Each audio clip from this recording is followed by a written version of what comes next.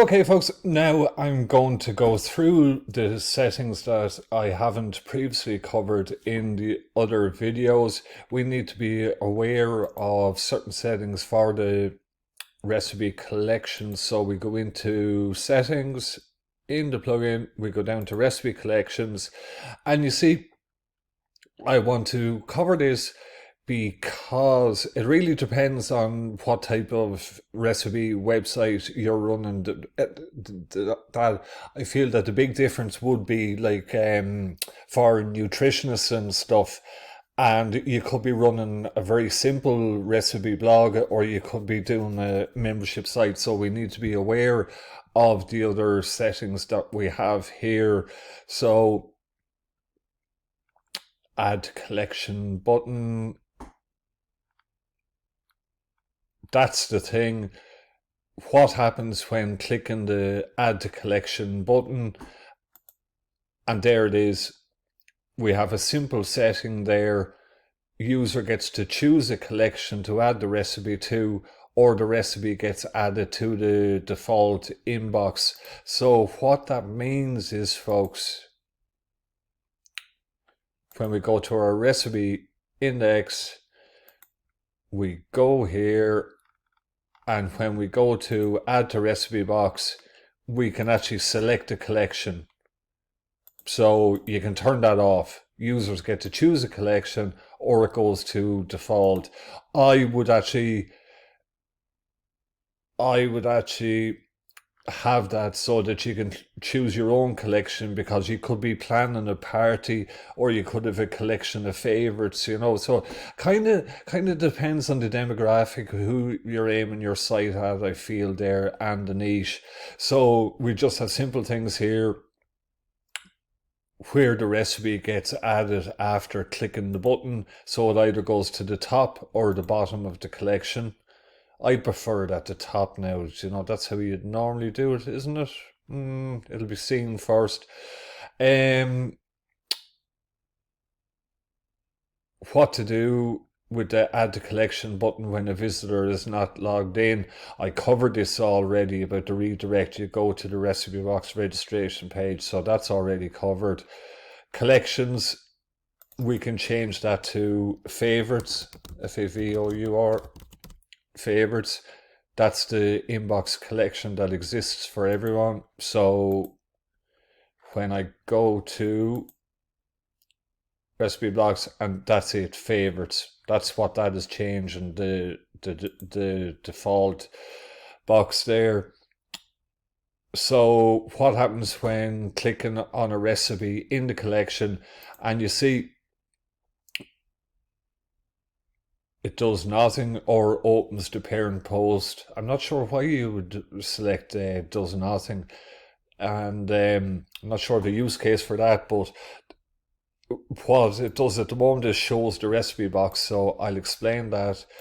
When we're in here and you click on the recipe, and it brings up the recipe card like that, but if that is changed to opens the parent post, what that means is it'll actually bring up the full post. And you see, the thing is, if you're running ads on your site, you would want maybe for people to go to the parent post, because that's where you're going to get the impressions on the ads. If I was running a membership site without ads, I probably wouldn't do that, but you might want the impressions for ads. So there we go, force recipe, click to open in new tab. We can show print collection button. This prints the collection over with columns and rows. Show print recipes button. I'm a fan. This prints the recipes used in the collection. So I'm a fan of turning that off. But what was very interesting, actually, as I've previously mentioned, I follow the big food groups there on social media, and one of the big membership sites actually recently removed the print recipe option, and people were pretty disgruntled over it. I was really surprised at the high percentage of people that actually print out recipes, more so to cook with in the kitchen than to than to go shopping with. I think they were happy enough to not print out the recipe collections for the supermarket.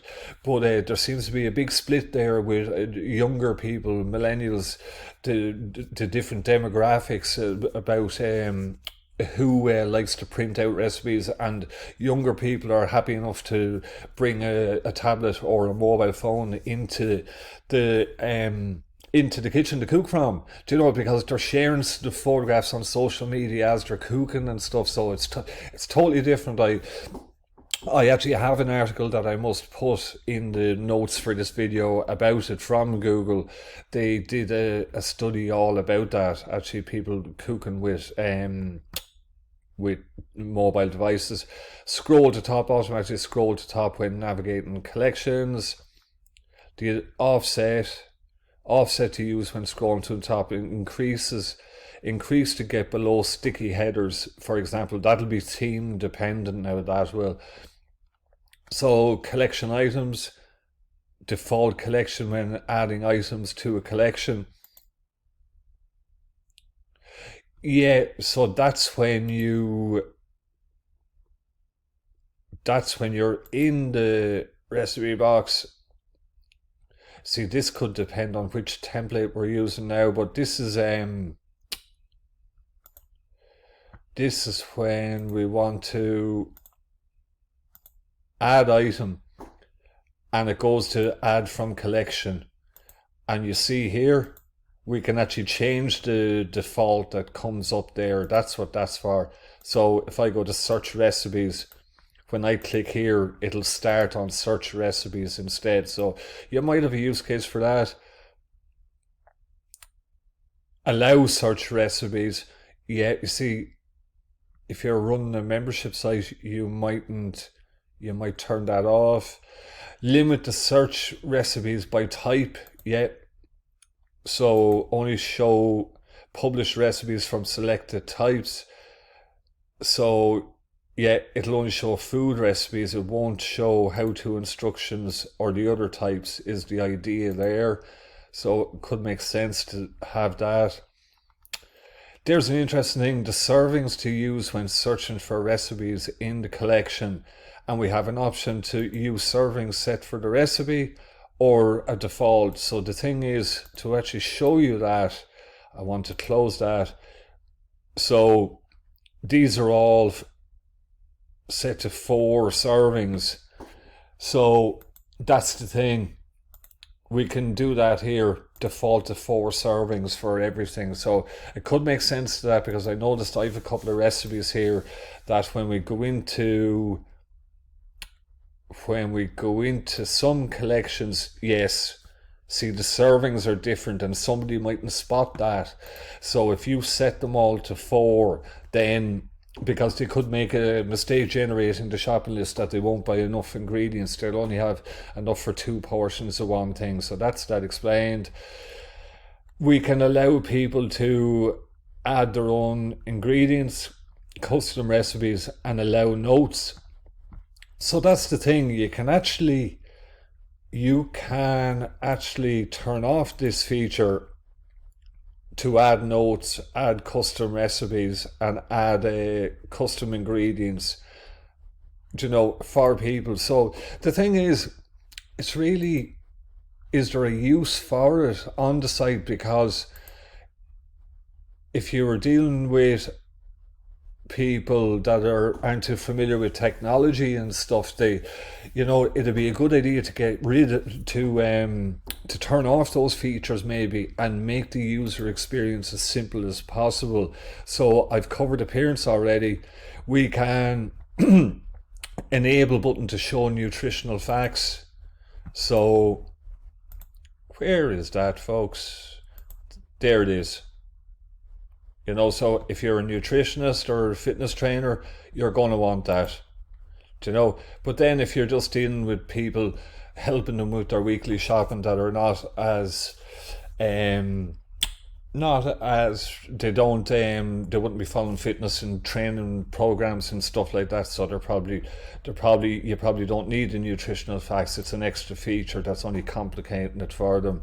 So nutritional facts totals. It can be set for per serving or show totals including all servings, and we can actually, I have all the nutrients there, so we can actually, no option, but yeah, we can select which nutritional fields we want to show. So that's pretty cool as well. You know, some of them, I don't know, is there a reason, you know, maybe you'll make it simple. I suppose the main thing would be, is sugar, yeah, sugar is there. I suppose if you're running the diabetic site, you mightn't be thinking too much about some of them, but cholesterol be one. Maybe if you're, you know, saturated fat, yeah, there's a few there that we might get rid of. Protein be one to show, of course, if you're into weightlifting, you know, so you could maybe take some out that people don't need for the type of training program they're on. You could do that if you want, of course. But here we go. You can turn on and off the allow shopping list generator, allow users to choose how the shopping list is generated, default for include ingredient notes, the initial value for include ingredient notes checkbox when generating the shopping list, yeah. So use ingredient links in the shopping list, I just explained that in the previous video. Round the quality, that's decimals, the round quantity in the shopping list too. Show print shopping list button, show print recipes, I've that turned off. Remove shopping lists that haven't been updated in 31 days.